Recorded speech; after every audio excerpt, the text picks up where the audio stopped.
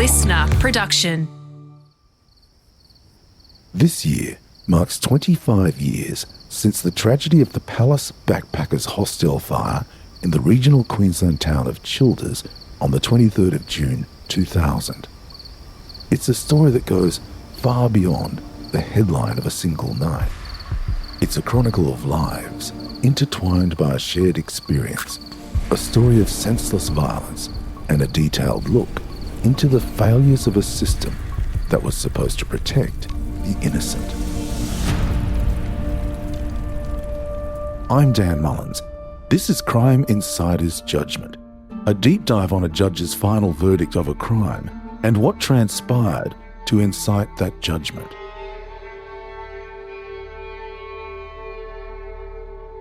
The 15 lives lost in the fire were not just names on a list. Most were young people in the prime of their lives, each with a unique background and a future full of promise. They came from across the globe, united by the common goal of working and travelling through Australia. The Childers Palace was more than just a place to sleep. It was a community hub, a temporary family for young adventurers who spent their days picking crops under the Queensland sun. Their laughter, stories and dreams were tragically cut short on that night. From the Netherlands, 23-year-old Holly van der Velden and 22-year-old Sebastian Westerveld, a couple, were enjoying their journey together, sharing their passion for travel. The United Kingdom suffered the greatest loss, with 7 of its citizens perishing in the blaze. 24-year-old Gary Sutton from Bath and his 25-year-old friend Michael Lewis from Bristol had been inseparable travellers, navigating Europe before making their way to Australia. Gary had worked as a plumber and was known for his love of adventure. Mike was a talented rugby player. 19-year-old Adam Rowland from St Leonard's near Hastings was a passionate sportsman on his gap year, known for his energy and enthusiasm. 26-year-old Melissa Smith from Thatcham was a dental nurse and was fulfilling a long-held dream of travelling and had been saving for years to make the trip. 24-year-old Claire Webb from Ascot was described as bubbly and outgoing who had a knack for making friends. 23-year-old Sarah Williams from Aberfan, a teacher, and her friend, 28-year-old Natalie Morris from South Wales, were on a trip of a lifetime, having bonded over their love for travel. From Asia, 31-year-old Atsuki Toyona from Japan was a chef travelling to improve his skills. 23-year-old Hui Kyung Lee from South Korea was a student on a cultural exchange. From Ireland, 30-year-old Julie O'Keefe was an occupational therapist known for her kind spirit. 48-year-old Moulay Larsen Lala Louis Kamal from Morocco also died in the blaze. And Australia lost 2 of its own. The 20-year-old twin sisters Kelly and Stacey Slark, who were working and saving for their own travels and were inseparable. These young travellers' memories are preserved not just in the minds of their loved ones, but also in the powerful memorial at the site of the former hostel. They are remembered as bright, adventurous souls whose lives were cut short by one man's vengeful act. The stories of their courage in the face of the inferno became a central theme in the inquest, with survivors recounting how some victims sacrificed their own escape to alert others. It was a testament to the community they had built, even if only for a short time. The fire was not an accident. It was a deliberate and calculated act of arson by Robert Paul Long, a 37-year-old itinerant fruit picker. Long's stay at the Palace Backpackers was marked by a brewing animosity towards the other travellers and an inability to pay his rent.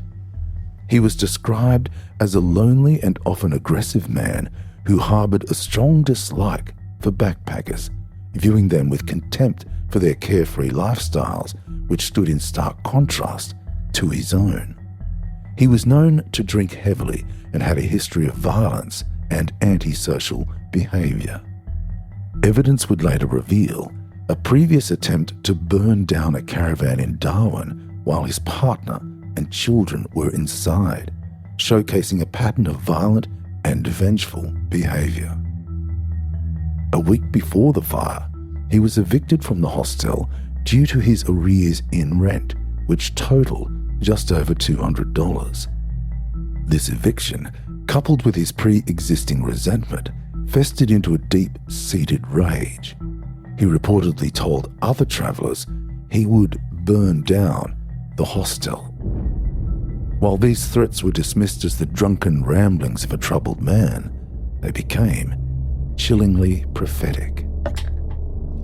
On the night of the 23rd of June 2000, Long returned to the hostel with a can of petrol and lit a fire in the downstairs lounge. The inquest and subsequent trial would reveal the chilling specifics of Long's actions. He used accelerants to fuel the fire, pouring petrol onto a rubbish bin and then using a cushion to guide the flames to a sofa. This was a critical and malicious act, as the sofa was strategically positioned at the base of the main staircase, effectively blocking the primary escape route for those sleeping upstairs. The fire alarms, as would later be confirmed, were either deliberately disconnected or not working, a critical failure that would prove fatal for those sleeping on the upper floor.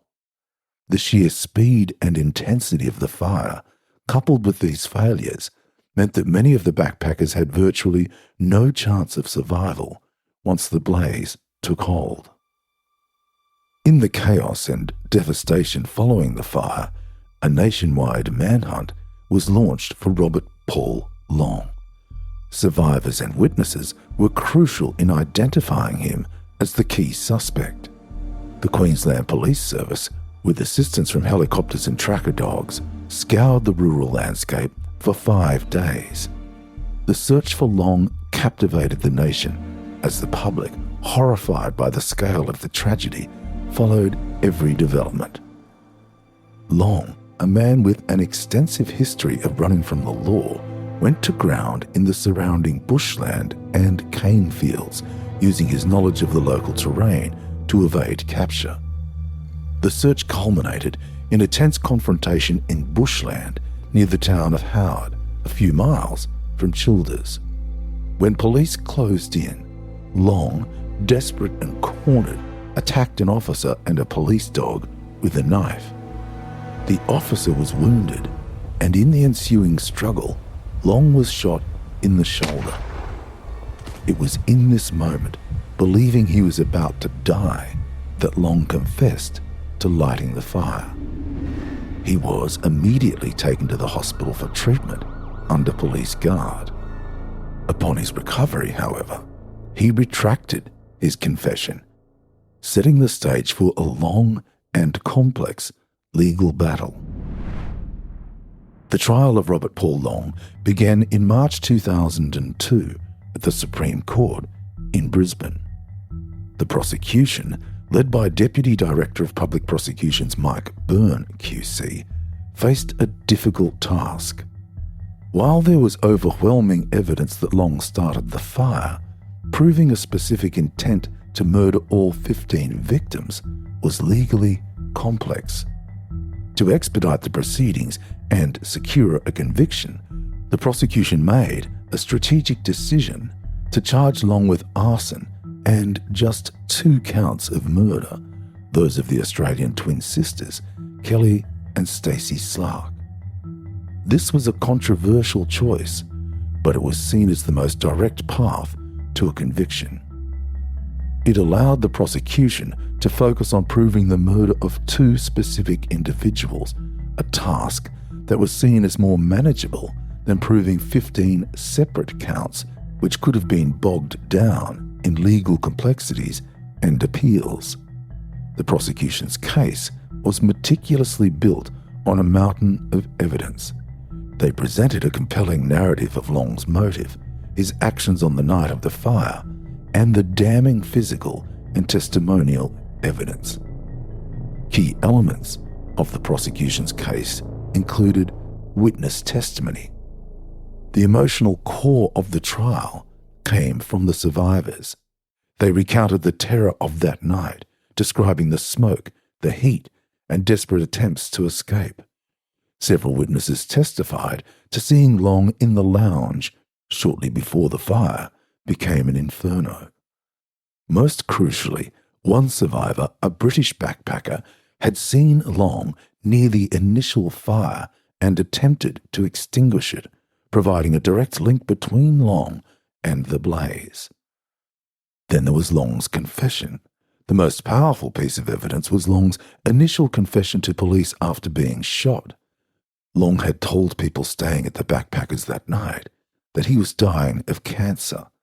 He had written a suicide note just days before. When he was cornered by police, he wrote a confession on a $10 note that read, "I'm dying anyway. I started the fire." He wasn't dying, but he did light the fire. Although he retracted it, the jury was able to hear the details of his confession, where he admitted to lighting the fire and expressed his anger at being convicted. The prosecution also considered forensic evidence. Fire investigators provided expert testimony, confirming that the fire was forensically determined to be arson with the use of accelerants. They meticulously detailed how the fire started and spread with speed, and how the fire's origin point was deliberately placed to trap people. And then there was the hostel owner's testimony. The owners of the hostel, John Dobe and Christian Atkinson, were called to testify. They confirmed Long's eviction a week before the fire due to his rent arrears and antisocial behaviour. The defence, led by barrister Dennis Lynch QC, argued that Long was not responsible, claiming the fire was an accident and that he was being set up. They pointed to the fact that the fire alarms were not working, implying that the owners of the hostel were at fault and that Long, a heavy drinker, may not have been fully aware of his actions.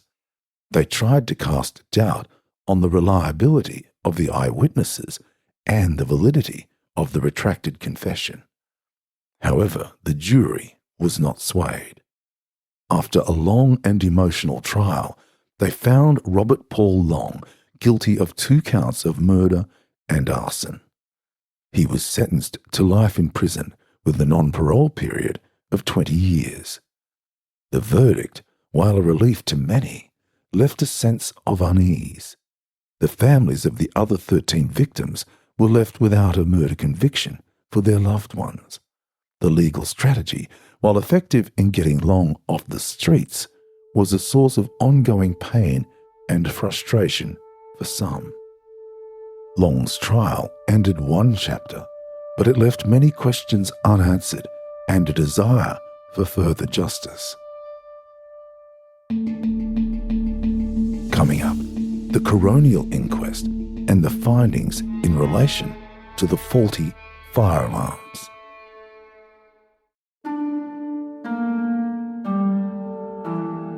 After Long's appeal was exhausted, a coronial inquest was finally able to proceed, beginning in 2006. The inquest, led by Queensland State Coroner Michael Barnes, was a separate legal process not for criminal guilt, but to determine the cause of the deaths and make recommendations to prevent similar tragedies. I'll read a passage from the findings of the coroner's inquest into the fire. At about 10 p.m. that night, Mr. Long was seen to be sitting at the internet kiosk under the atrium stairs. Mr. Long had a conversation with 2 backpackers at the rear of the hostel before they went to bed at between 11:50 p.m. and midnight. During the conversation, Mr. Long made threats that he wanted to bash an Indian backpacker whom he didn't like. He also asked them to leave the back door to the hostel open so he could get in and carry out this assault. He also told them that he had a key cut for the hostel. They left him sitting outside the rear of the hostel when they went to bed. I'll focus on the testimony of Sarah Marnie, one of the witnesses. Ms. Marnie went to bed in room 3 at about 9 p.m. One of her roommates, Ms. Hui Kyung Lee, was already asleep in bed, and the other roommate, Holly van der Velden, was not there at the time.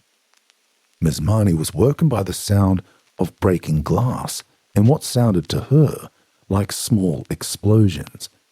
She jumped down from the top of the triple bunk and noticed that the other 2 girls were awake but still in bed. She could hear noises coming from room 7 as there were people in the room talking and running around, but she couldn't understand what they were saying. She took hold of Ms. Lee's hand and told her that they had to get out. She recalled that at this time there was no light and the room was filled with thick black smoke. She felt for the door handle and exited the room into the hallway on the northern side of the room, on the side opposite the atrium. She called out for the other girls to follow her. She could not see or breathe, and holding her breath, got down on the ground on her hands and knees, turned right, and crawled along the hallway using the wall as the only means of feeling her way. She turned right again into the passageway, which led her in a southerly direction back towards the atrium. She continued to crawl in this direction until she reached the intersection of that passageway with the atrium, and at this point raised her hand and received burns to her palm and the tops of her fingers from the extremely hot air. At this point, she realized that it was impossible to go any further in this direction and turned back to where she found other people who had been following her along the corridor on their hands and knees. They went together in a northerly direction away from the atrium and finally exited to safety on the building's front veranda. Ms. Lee was later found deceased in the hallway, not far from where she had left room 3 with Ms. Marnie.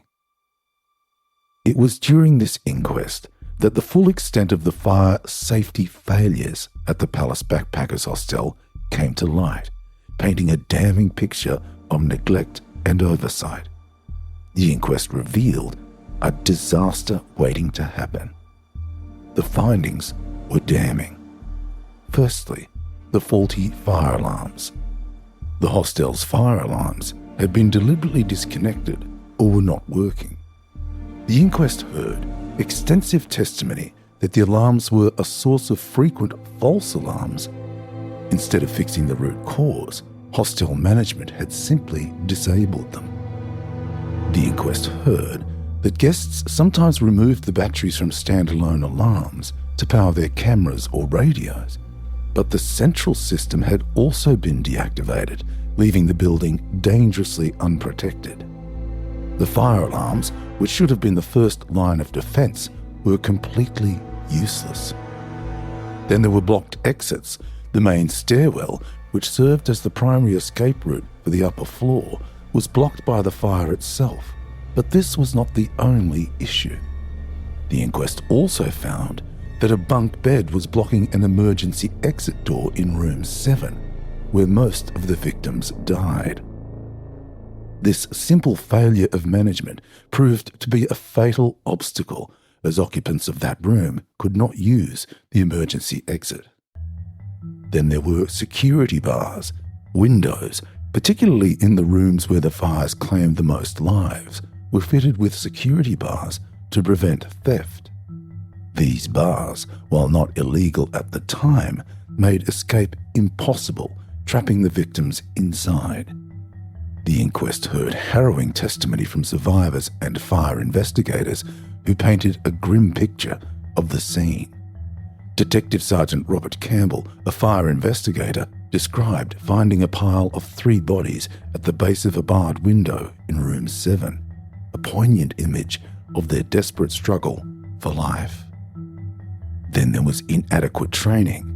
The inquest also found that staff at the hostel had received no fire safety training and that no fire escape plans were in place.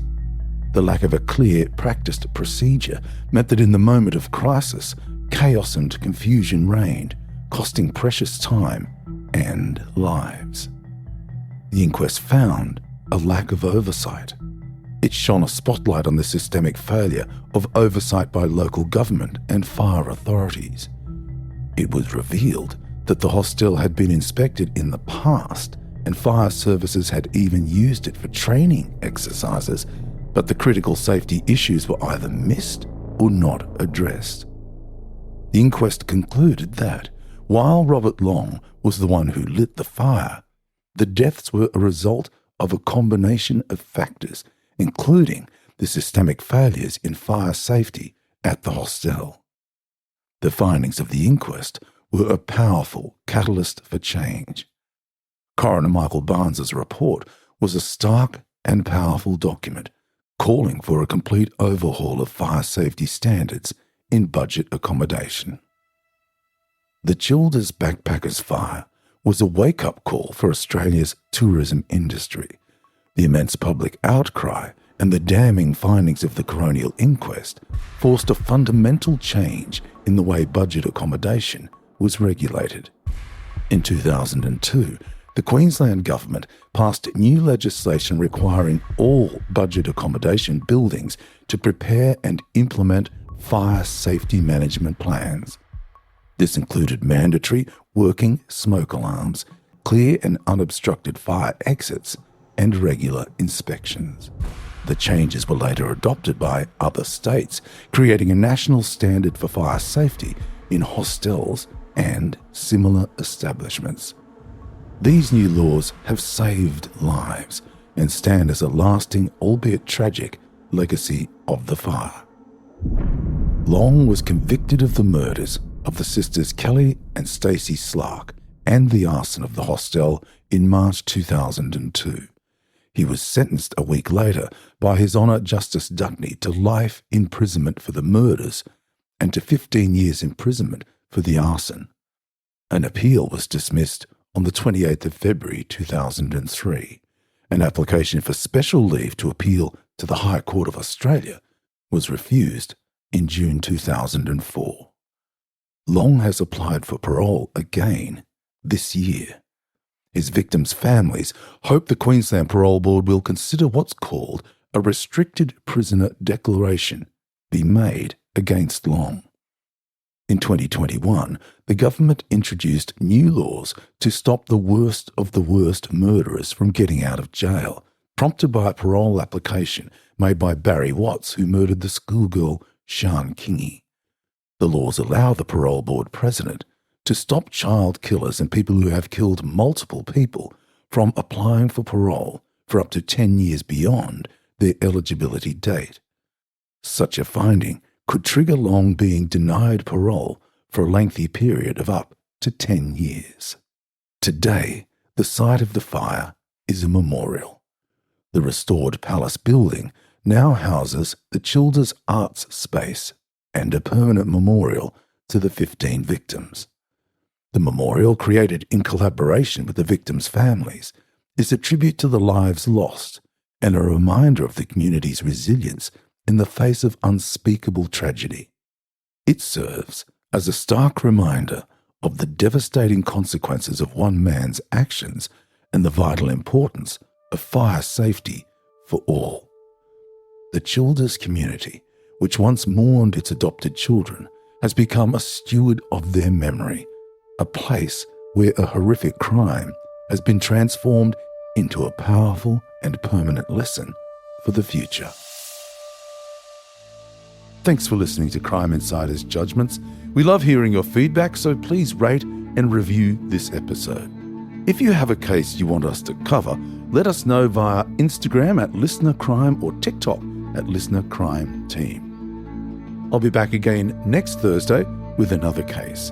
I'm Dan Mullins, with sound design by Niall Fernandez. This series was recorded and produced on Gadigal land.